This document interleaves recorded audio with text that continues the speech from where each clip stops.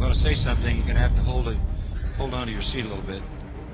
I'm convinced, beyond doubt, that in the same sense, God has abandoned America. You can't even count how many million pornographic websites there are. When a society is abandoned by God, it operates out of its own perverse sexual passion without restraint. The first thing that you look for in a society, if you're trying to discern whether God has abandoned that society, is whether or not that society has gone through a sexual revolution so that illicit sex, adultery, every form of immorality is accepted as normal in that society. And we're there. You know a society has been abandoned by God when it celebrates lesbian sex. So you follow a sexual revolution with a homosexual revolution. And homosexuality becomes normalized.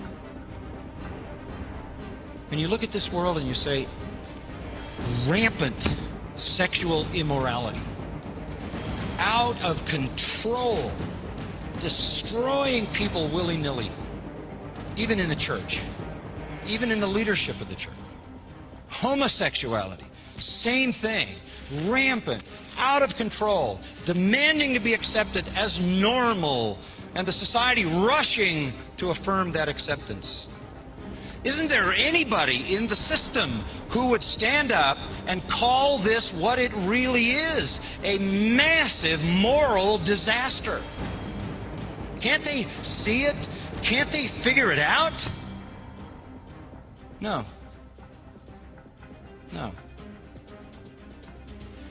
1 Corinthians 1 says, man by wisdom knew not God.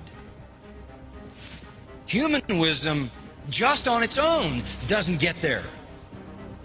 Then you add that the God of this world has blinded the minds of them that do not believe, and you've got a compounding blindness. And then you add the fact that they are blinded by virtue of the sweeping, dominating elements of their culture,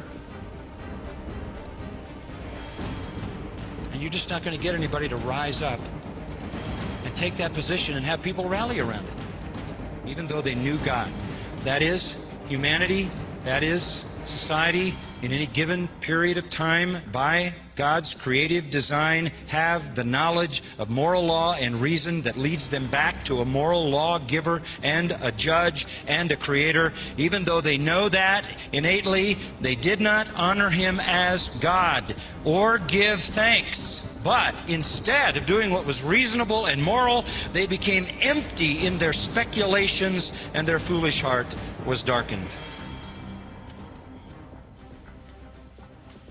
And the bottom line is that they don't like the God their reason leads them to, and they don't like the God that their innate sense of what is right and wrong leads them to. And so they abandon that God, and the lights go out.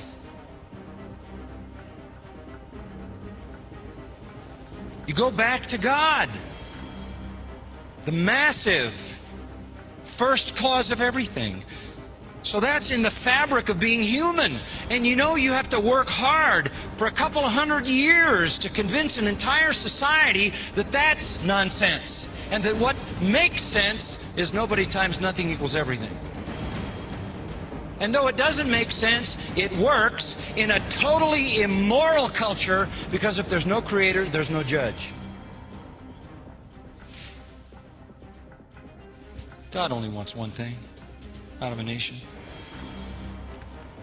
Listen and believe this book. There's only one solution, and that's the truth. The truth by which God saves, by which God sanctifies. And if this nation will respond and listen to his truth, God will open the floodgates.